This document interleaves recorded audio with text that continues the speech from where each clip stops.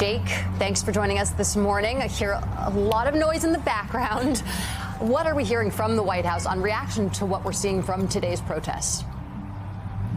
Yeah, Jackie, look, there may be millions of people protesting and taking the streets in New York, Los Angeles, Chicago, some of the biggest cities in the country today. But the potentially 10,000 people that will be gathered in West Palm Beach and in Palm Beach, they carry an additional weight, a significant weight, because we are, of course, in the neighborhood of the residence of President Donald Trump. He is here today. He's in Palm Beach. He's actually actively golfing right now. He has no private or public events on the schedule whatsoever. And I've been really trying to get the ear of a lot of senior White House aides as to what these protests mean to them today, because I think the pattern is really significant.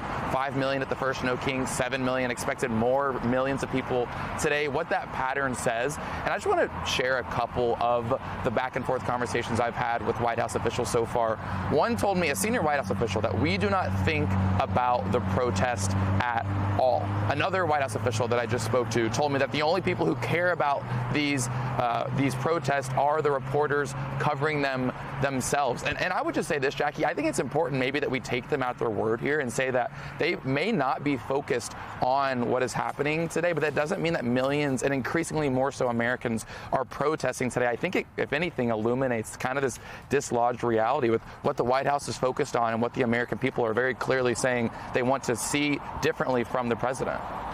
And Jake, if the White House doesn't care what the administration or what the protesters are doing, the people who do care are Republicans, because at the end of the day, Donald Trump is not going to be on any more ballots, but other Republicans are. Can you talk a little bit about the disconnect between what you're hearing from the Trump administration and those folks you talk to, and also the House Republicans who have to run now in November?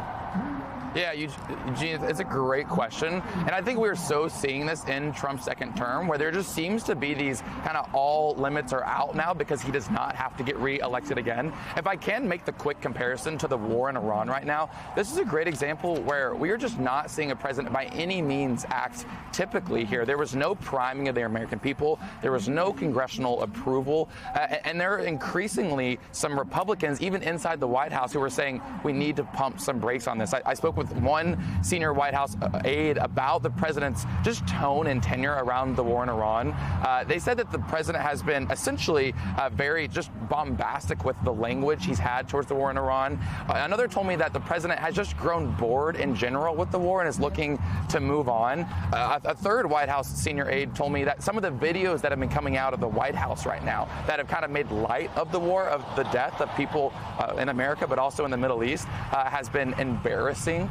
So there are folks inside the White House in the Hill that are Republicans, also on the ground. Some of the voters that we've already talked to that say the president does need to tether to some reality here. That doesn't seem to be the case as he's hitting the golf course as we speak.